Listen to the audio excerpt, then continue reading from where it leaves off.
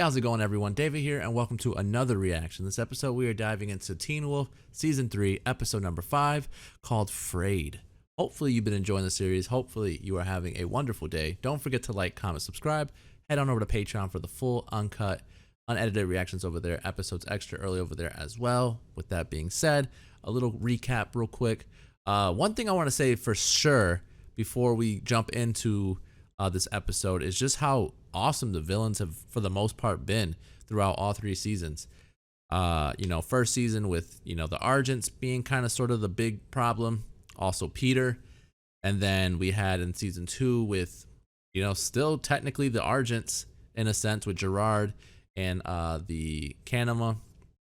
And now this season where we're dealing with Duke and the Alpha Pack and how, strong they seem. I like Duke. He seems like a pretty cool villain so far.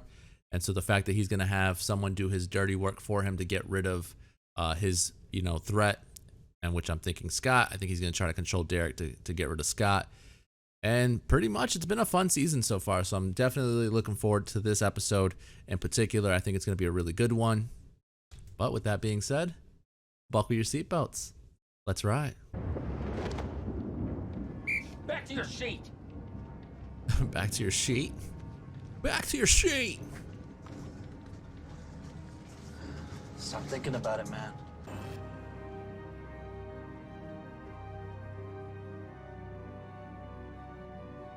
Oh no, Scott. We're gonna need you to stay awake, buddy.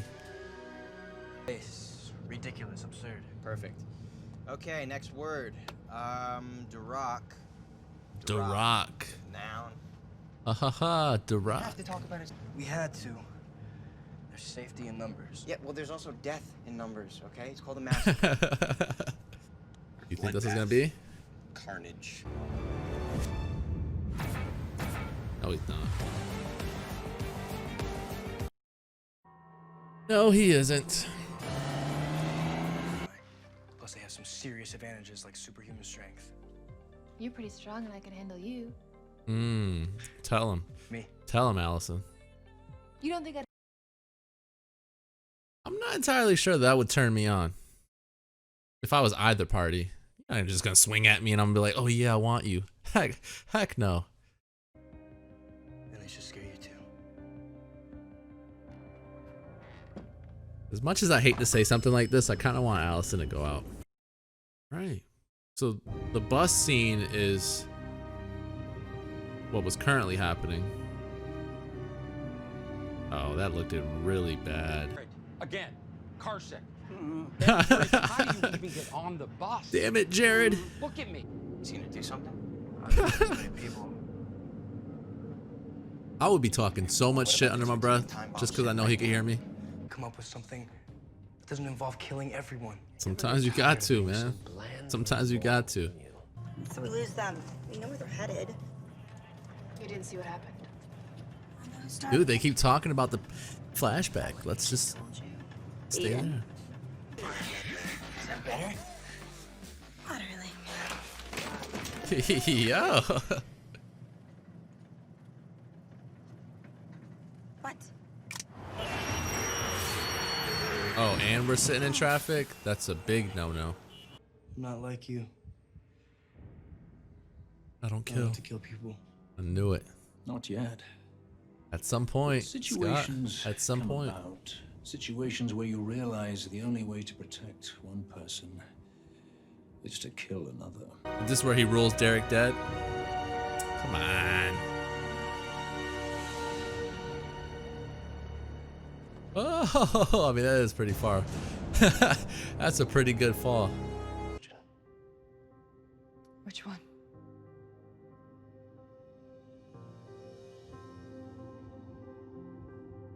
Boyd, man. He's good? I don't know what else I'm gonna ask. You're gonna ask? Oh, he's gonna ask Danny.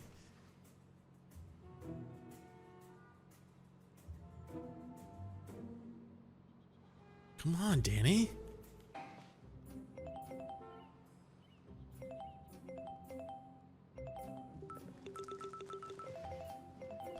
You serious right now, Styles?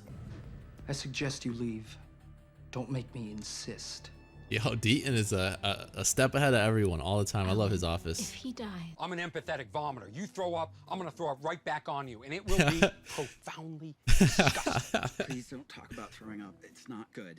I might throw up on you just to make a point, Jared. It's not good. It's not good. Poor Now, the rest of Jared. you, don't think we're gonna miss this meet because of a slight traffic jam. What do you mean still? He's not healing? No, he's not healing. I think he's actually getting worse. The blood's turning like a black color. Well, what's wrong with him? What's wrong with him? Do I have a PhD in lycanthropy? How am I supposed Tell him, We need to get Styles. him off the bus. And take him where? A hospital? And Jared, keep your eyes on the horizon. Keep your eyes on the horizon. Just keep him there. Oh, we need Jared to have him. Oh, Jared, you gotta throw up, man. You gotta throw up.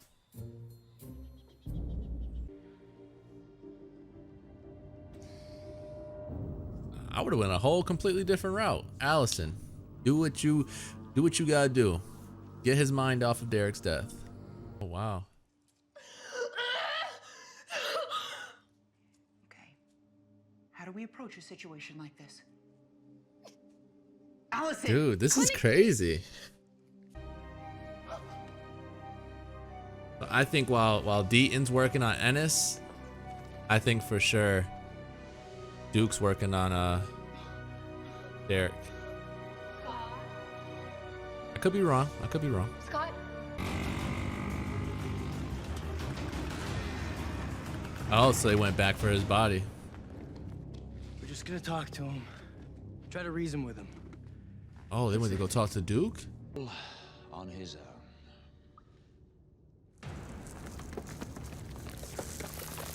Yo, this lady's feet are creepy, man. Maybe we could do what normal people do. I knock on the door. That would bring a lot of unwanted attention. Who? All of them. I haven't seen the Duke, though.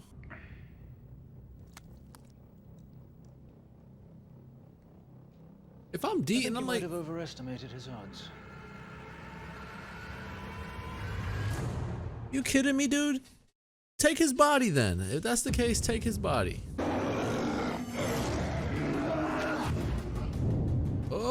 Oh my god. Yo. And then Callie versus Derek. And the Duke is just watching on. Oh wow. So Allison helped us. Cover your eyes.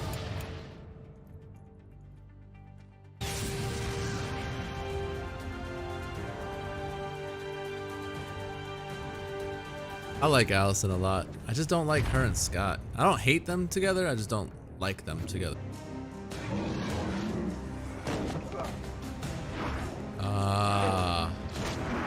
I see why he's blaming himself for the Derek death now. Oh. Another reason why.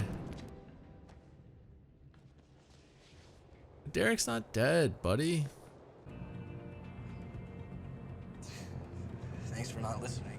Right, perfect timing. Otherwise, someone would be dead.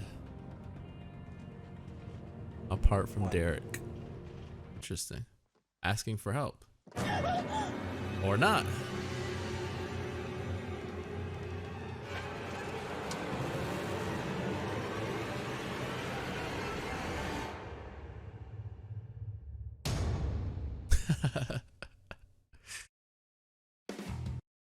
All right, so let's get this straight real quick. Now that it ended on that note, let's get this straight real quick.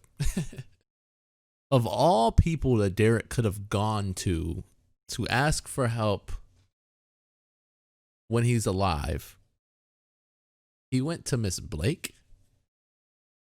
Of all people? Miss Blake? Why?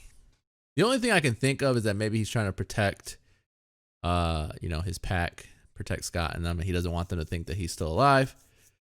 But why, my guy? Why? All right, so that's episode number 5 of season number 3 of Teen Wolf.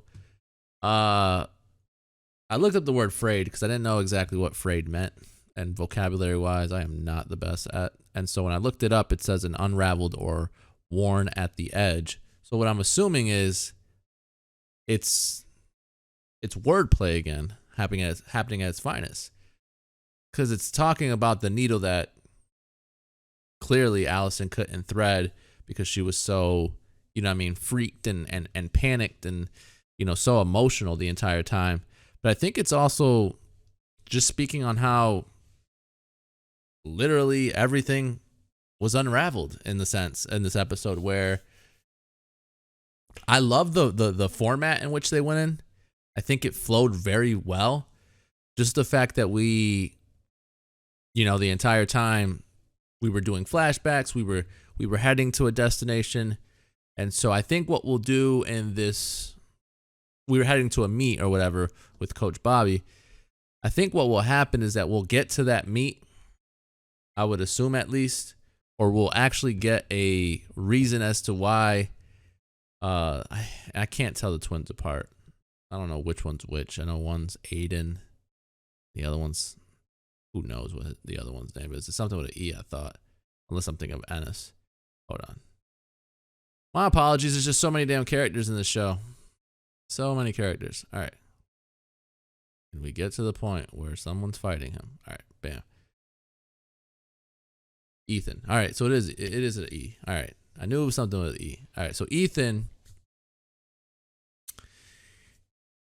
Ethan's here.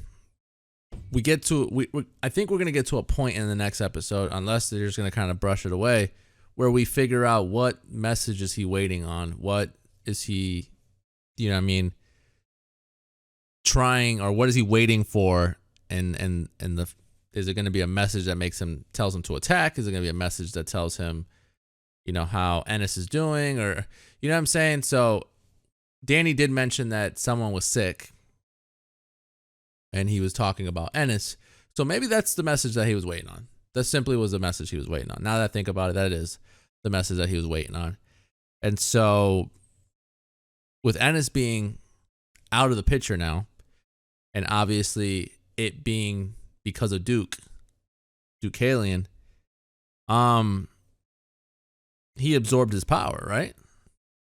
That's what I got from the previous episode, is that when you kill one of your pack members, you sort of absorb their power in a sense. So they brought him to Deaton. Deaton put him back into a functional healing state. And then it was him being enough alive that once Deucalion finished the job, he absorbed the power. That's what I'm getting from it. And so, nonetheless, I never rule anyone dead, and it'll always be something that I would do until I stop watching TV shows and movies. I'll never rule somebody dead until I physically see something happen. If I see your heart get stabbed or your head come off, then I would be like, all right, or you're burning in a fire or something. Like, I need to see something drastic for me to be like, yep, homie is done for. And sure, a fall would probably be something that I would have been like, oh, he's done for. But I know for a fact they would never kill off Derek in that fashion, in that sense. If he's going to die, it's going to be something bigger, you know what I mean? And no offense to Ennis, but you ain't the person to take out Derek. There's no freaking way. So my next question becomes, if Derek is still alive, is the Duke seriously not after Derek? Or is he seriously only after Derek to turn him into one of his members to take rid of his big problem, which is clearly Scott? Because, I mean, he has mentioned in previous episodes that he's not here for Derek. And then he mentioned also that when you want to get something done, you have someone else do it for you. So is Derek fine?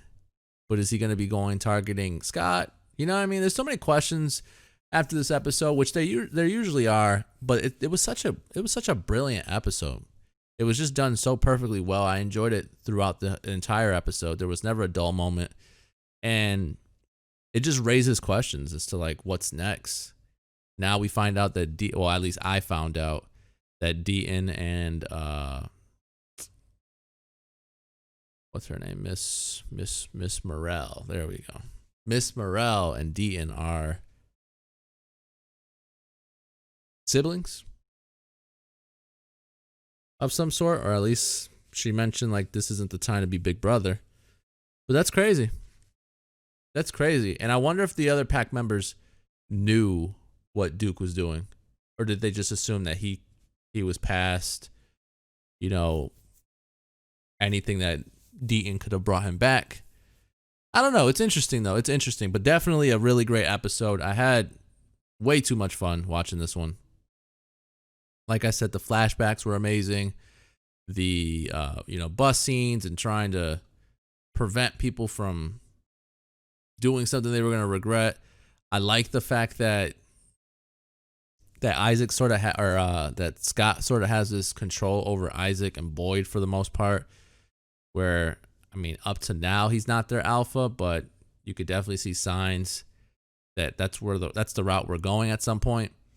But the biggest moment has to be when the alpha goes charging at Scott, and then Scott, sort of checks him back, and then you see his eyes are red. Usually when you see red eyes, you think alpha, but then he turned it off. And I wonder if by him turning it off and not acting on that alpha, sort of, I don't even know the word for it. Like the you know how alphas are. Whenever they turn to alpha, it's just crazy. Like get out of their way. And so he turned it off, and then Derek and him, ran into each other in the fighting or whatever. And he also sliced at the back of Ennis's leg, which could have caused both of them to fall over. And so I think he's just kind of like blaming himself for more than just the reason that he didn't want them to fight, and he wasn't able to stop them. He joined them. But at the end of the day, I knew Derek wasn't dead. I'm curious what's his play right now. There's no way he got out of the Duke's grasp willingly. Unless Duke knows what he's doing and he set everything up puzzle piece wise, there's just no way. There's something up. I think Derek's going to try to, take on Scott, which is going to suck because I would think that Derek will lose that. But at the same time, Scott isn't a killer. At least right now, he hasn't killed anyone, and he tries to go against killing almost always. So it's going to be interesting to see, but this is definitely a really good episode. But that's the episode. Hopefully you enjoyed the review. Hopefully you enjoyed the reaction. Don't forget to like, comment, subscribe. Head on over to Patreon for the full, uncut, unedited reactions over there. Episodes extra early over there as well. With that being said, I'll catch you guys later. Peace, guys.